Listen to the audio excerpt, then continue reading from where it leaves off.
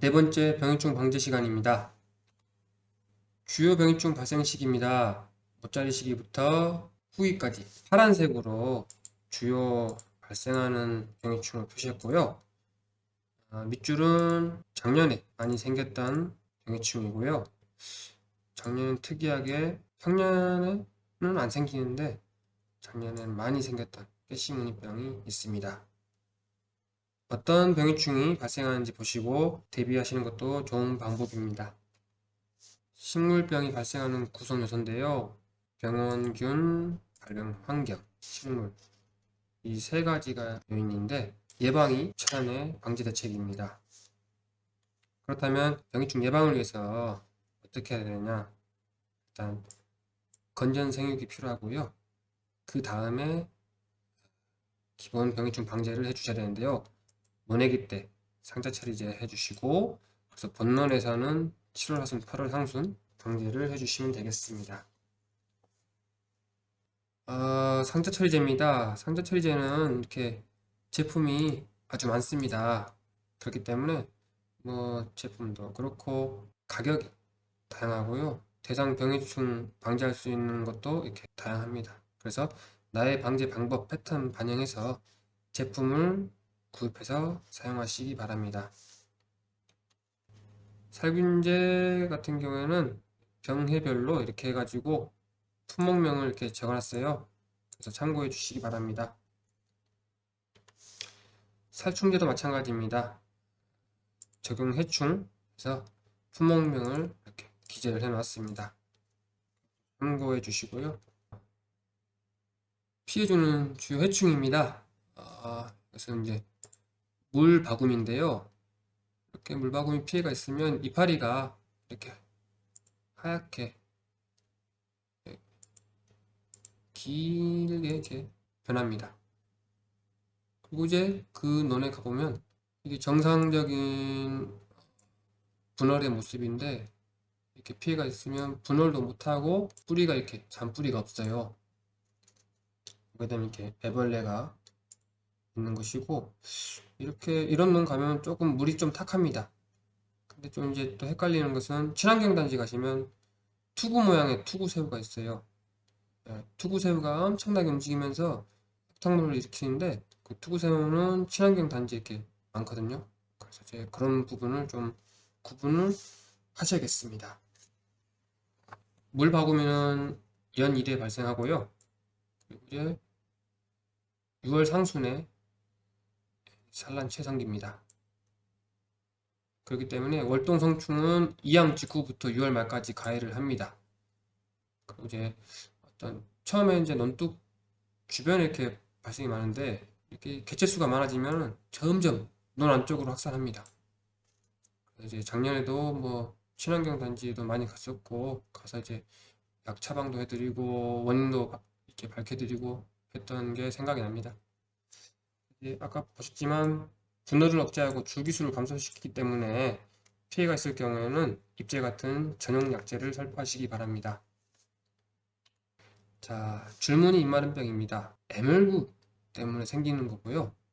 이렇게 특징적으로 줄무늬가 이렇게 생깁니다. 그리고 나서 나중에 입이 마르죠. 그래서 줄무늬 입마름병입니다. 관내 애멸구 피해는 크지 않습니다. 근데 이제 월동작물이 많아지고 보리재배가 늘어나게 된다면 기주식물이 생기는 거기 때문에 거기에다가 또 따뜻한 겨울을 맞이하는 그런 조건이 맞는다면 언제든지 문제가 될 수 있는 충입니다.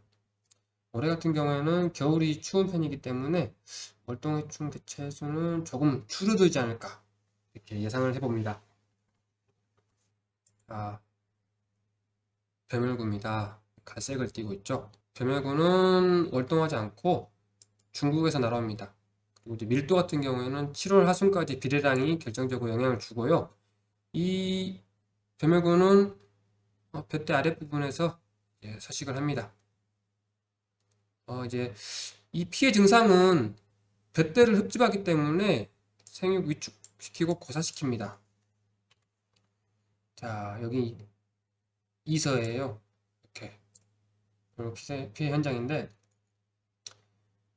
이때 갔을 때 평야지에는 뱀멸구 피해가 거의 없었는데 이서에 이렇게 있었단 말이에요. 그래서 이제 그 배물구가 이제 날다가 무등산을 넘지 못하고 이렇게 이서에 이렇게 정착한 게 아닌가 보입니다. 흰 등멸구입니다. 이것도 남서풍과 함께 날아오는데요. 배멸구보다 날아온 시기가 빨라요. 그리고 양도 많아요. 그리고 이제 분포가 거르게 돼 있어요. 이 같은 경우에는 피해가 뭐 그렇게 크진 않은데 이것도 역시 개체수가 많을 경우에는 그름병이 생기거나 배가 말라 죽습니다. 그래서 방제 요하는 밀도를 이렇게 배멸구와 흰등멸구 구분했어요. 이제 흰등멸구는 상대적으로 방제 밀도가 높죠. 네. 배멸구 같은 경우에는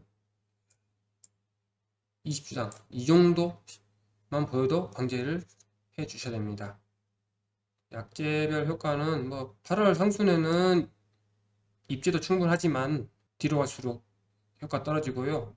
이제 유제 같은 게 효과가 높습니다. 홍명나방입니다. 홍명나방도 비례충입니다. 중국에서 날아오고요. 2020년에는 평소보다 빨리 날아와서 한 세대를 더 거치는 바람에 2020년도에는 피해가 컸어요. 그런데 작년에는 평년 수준의 피해를 줬습니다. 요 홍명나방은 이렇게 잎을 말고 있죠. 말고 이 안에 여백을 갉아먹어 가지고 이렇게 똥을 다 이렇게 싸놉니다. 이제 논에 가면은 위에 한두 잎이 이렇게 접혀 있다 그러시면은 방제 적기입니다. 그래서 이제 적용약제를 살포해서 방제해 주시기 바랍니다. 자, 먹노린제입니다.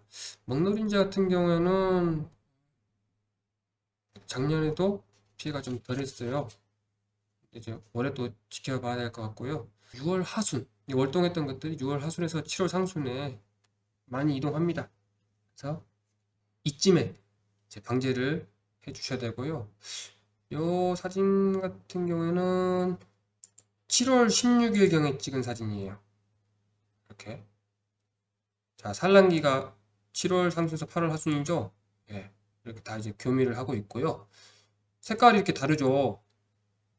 어떤 시기, 발견 지역에 따라서 이렇게 현장에서 보는 사진은 이렇게 다릅니다. 이렇게 하시고, 뭐, 피해 증상은 다양합니다. 하얗부터 말려 올라가는 증상도 있고, 뭐 이삭이 패지 않는 것도 있고, 출수 후에 얘네들이 가해하면은 백수, 이하명충, 그거하고 비슷하죠? 그 피해가. 그 되고요. 방제 같은 경우에는 약충 때 방제해야지 효과가 높고요. 논물을 빼고 약제를 살펴는 게 효과적입니다. 자, 조기재배. 아까 처음에 추석 무렵 쌀을 내야 되는 경우에는 조기재배에 문제가 되는데요. 그 조기재배하면 이제 6월 중순에부터가 이렇게 생깁니다. 그렇기 때문에 이때 1차 발생 때 잘 방제를 해주시기 바랍니다. 자, 입진무늬 마른병입니다. 질소비료가 과다했을 때 그리고 이양할 때 석을 많이 잡고 포기수를 많이 잡게 되면은 빽빽하기 때문에 통풍이 안 돼서 발생할 수밖에 없습니다. 그래서 이제 이 입진무늬 마른병 안 생기게 하는 방법은 이양하실 적에 주당 번수를 적게 잡아주시는 게 가장 최선의 방법인 걸로 보입니다. 자, 흰잎 마른병 같은 경우에는 세균성입니다. 습지인 곳 그런 곳에 많이 생기는데요. 여기 보시면 동복인데 이런 증상이 있고 초기에는 이렇게 흰잎이 생기다가 이렇게 마릅니다. 이렇게 흰잎이 생기다가 이렇게 마릅니다. 그래서 저항성 품종을 심어 주시고 오염되지 않은 물로 방제해 주시는 것이 중요합니다. 다음 세균성 배알 마름병입니다. 작년에 출수기 이후에 비가 많이 와서 이렇게 세균성 배알마름병, 이삭도열병 이렇게 많이 생겼었는데요. 종자에서 월동해서 건전 종자로 전염되기 때문에 종자 소독을 철저히 하게 해주시고, 질소비료 과용 시에 또 발생해요. 그래서 정량 시비를 해주시기 바랍니다. 이렇게 목에 생기면 목도열병, 이삭에 생기면 이삭도열병인데요. 이삭도열병은 이삭이 펼 때 비가 자주 오면 생기는데 또 비루기가 많을 때도 생깁니다. 그래서 잎재는 어떤 토양에 가서 이 식물체가 흡수할 수 있는 시간을 줘야 하기 때문에 한 달 아니면 일주일, 최소 일주일 전에는 줘야 됩니다. 이제 유제 같은 경우에는 이삭 두세 개 펼 때 바로 이렇게 주시면 방제가 되겠습니다. 다음 이삭 누룩병이에요. 누룩병. 누르다. 처음에는 이제 노란빛이죠. 시간이 갈수록 이렇게 검게 변한데요. 질소질비로 많을 때, 좋은 다습할 때, 출수기에 가물수가 많을 때 이렇게 생깁니다. 그래서 병이 발생 초기에 이삭도열병과 동시에 방제해 주시면 되겠습니다. 자, 꾀시무늬병입니다.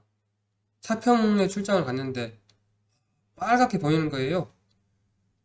이제 이렇게 사진으로 보는 것보다 제가 현장에서 봤을 때 진짜 놀랄 정도로 빨갰어요. 갈색 플러스 붉은빛. 그래서 눈에 들어갔죠. 가서 보니까 이렇게 회색빛입니다. 회색빛. 다 이런 식이었어요.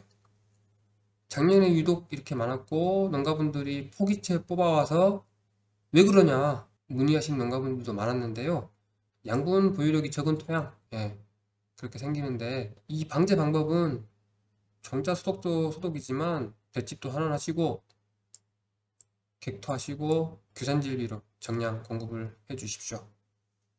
이제 등숙기에 물을 걸러대기, 그러니까 3일 관수하시고 2일 빼고, 항상 물이 차 있는 게 아니고 물을 빼주시란 말씀입니다. 그래야지만이 뿌리 기능이 유지가 돼서 무슨 양분을 흡수할 수 있는 상황이 되는 겁니다. 물 걸러대기를 철저히 해주시기 바랍니다. 이제 농가분들이 나는 볏짚 갈아주고 퇴비도 다 했는데 왜 그러냐 이렇게 말씀하시는데, 아까도 말씀드렸지만 뿌리가 양분을 흡수할 수 있게끔 이렇게 물 걸러대기를 잘 해주시라, 이렇게 또 재차 강조드립니다. 자, 마무리 짓겠습니다. 이번 시간은 이제 첫 번째로 건전 생육으로 예방적 방제를 하십시오. 육묘든 물관리든 모든 게 포함되어 있는 상황입니다. 두 번째로 병해충 발생 시기, 발생 여건을 알고 적기에 적용 약제를 사용하십시오. 대상 해충이 없고 대상 병해가 어떤 발생 시기가 아닌데 방제를 한다면 시간하고 비용 모두 날리는 것이 아니겠습니까? 그렇기 때문에 그런 거 감안해서 방제를 해주시기 바랍니다. 이상으로 병해충 방제 시간을 마치겠습니다.